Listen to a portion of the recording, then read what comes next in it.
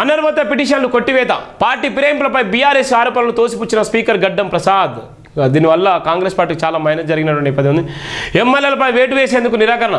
ప్రకాష్ గౌడ్ గూడెం అరకపూడి తెల్లం బండ్లకు clean chit.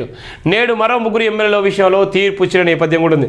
నేను కాంగ్రెస్లో చేరలేదు కడియం శ్రీఆర్. ఇక చూడు ఇంత బహిరంగంగా చెప్పిండు, నేను కాంగ్రెస్ పార్టీలో చేరలేదు కానీ ఉత్తనే ఉంటున్నా, నా బిడ్డ ఒకటి ఉత్తనే ఉంటుంది అని జనాన్ని మోసం చేసినటువంటి పరిస్థితి ఉంది. కడియం శ్రీఆర్ ఉన్నటువంటి ఇమేజ్ కూడా మొత్తం ఆయనకు ఉన్నటువంటి ఎంతో కొంత పేరుండి ఆ పేరు కూడా నిన్నటి దానితో కూడా సమసిపోయిందని చెప్పొచ్చు. ఒక టీచర్గా తన జీవితాన్ని ప్రారంభించినటువంటి ఒక టీచర్గా ఈరోజు ఆయన ఆడుతున్నటువంటి డ్రామాలు, ఆయన ఆడుతున్నటువంటి అబద్ధాలు ఇలా సమాజం మొత్తం ఇలా చూసేటువంటి పరిస్థితి. నేను కాంగ్రెస్ పార్టీలో చేరలేదు అనేటువంటి నేపథ్యం కూడా ఉంది. ఆయన చెప్పినటువంటి స్టేట్మెంటే విచారణ జరుపుతున్న స్పీకర్ గడ్డం ప్రసాద్ కుమార్ కూడా విచారణ జరుపుతున్నాడు. ఇక్కడ ఎమ్మెల్యేలను కూర్చోబెట్టి ఏమైంది, మీరు ఏ పార్టీలో ఉన్నారో ఆ పార్టీలో ఉన్నారా ఈ పార్టీలో అడుగుతున్నారు. ఇక్కడ ఉన్నటువంటి మైపాల్ రెడ్డి, ప్రకాష్ గౌడ్, కృష్ణమోహన్ రెడ్డి, అరకపూడి గాంధీ, తెల్లం వెంకట్రావు ఇక్కడ ఉన్నటువంటి ప్రధాన వార్త. వీళ్ళందరూ కూడా బీఆర్ఎస్ పార్టీలో గెలిచినటువంటి అభ్యర్థులు. వీళ్ళందరూ కూడా బీఆర్ఎస్ పార్టీలో గెలిచి కాంగ్రెస్ పార్టీ కండ కప్పుకున్నటువంటి నీచాతి నీచులు ఇలా ఉన్నటువంటి వీళ్ళు.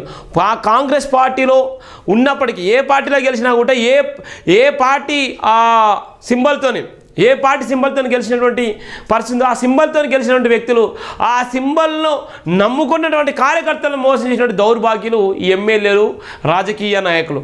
ఏ పార్టీ అయితే నీకు అన్నం పెడుతుందో, ఏ పార్టీ అయితే నీకు టికెట్ ఇచ్చి నీకు గెలిపించిందో ఆ పార్టీ నుంచి గెలిచిన తర్వాత కూడా మళ్ళీ నేను ఆ పార్టీలోనే ఉన్నాను, నేను ఆ పార్టీకి నేను ఏ సంబంధం, కాంగ్రెస్ పార్టీలో నేను ఉత్తనే ఉన్నాను, పోయి దోస్తానం చేసుకుంటున్నానని చెప్పడం నిజంగా సిగ్గుచేటు.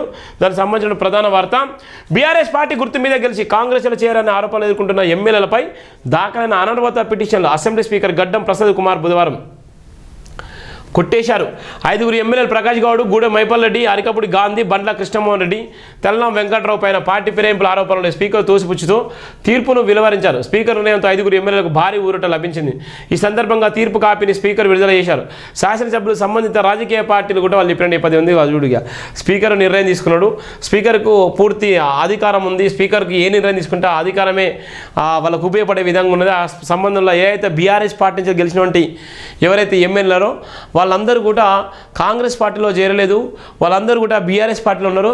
కావాల్సిన నిధుల కోసము నియామకాల కోసం మాత్రం వచ్చిళ్ళు, మేము గిండోలు ఏం కప్పుకోలేదు కదా అని స్పీకర్ ముందు చెప్తే ఆ కేసును కొట్టేసిళ్ళు. 5 ఆ ఊరట లభించింది. 5 పరిస్థితి కూడా హ్యాపీగా ఉన్నారు. వాళ్ళందరూ కూడా దర్జాగా ఉన్న నేపథ్యం. ఉప ఎన్నికలు జరగనటువంటి పరిస్థితి కూడా మనం చూస్తున్నాం. ఇది కాంగ్రెస్ పరిస్థితి. మిగతా 5 ఎమ్మెల్యేల సంగతి ఏమిటి అని కూడా మళ్ళీ ఇవాళ ఉన్నది. పార్టీ ఫిరాయింపులపై స్పీకర్ విచారణ. అసెంబ్లీ సాక్షి ప్రజాస్వామ్యం కూని. స్పీకర్ నిర్ణయంపై హైకోర్టుకు వెళ్తాం బీఆర్ఎస్. రాజ్యాంగ ప్రజాస్వామ్య హత్య బీజేపీగా వాళ్ళు ఇప్పటికే మొత్తుకున్నారుగా. అసెంబ్లీ సాక్షి ప్రజాస్వామ్యాన్ని కూని అయిపోయింది. స్పీకర్ నిర్ణయంపై హైకోర్టుకు వెళ్తామని బీఆర్ఎస్ పార్టీకి సంబంధించినటువంటి వ్యక్తులు అంటున్నారు. రాజ్యాంగము ప్రజాస్వామ్య హత్యగా జరిగింది. వీళ్ళందరూ కూడా కాంగ్రెస్ పార్టీలో చేరలే అనేటువంటి నేపథ్యం అయితే సమాజానికి తెలుసు. కానీ వీళ్ళు ఊరికే చేయలేనగా మరి ఎక్కడ నియోజకవర్గ ప్రజలు మరి వాళ్ళు డిసైడ్ చేసుకోవాలి. నియోజకవర్గ ప్రజలు ఎంత పిచ్చోళ్ళో వాళ్ళకి అర్థం కావాలి.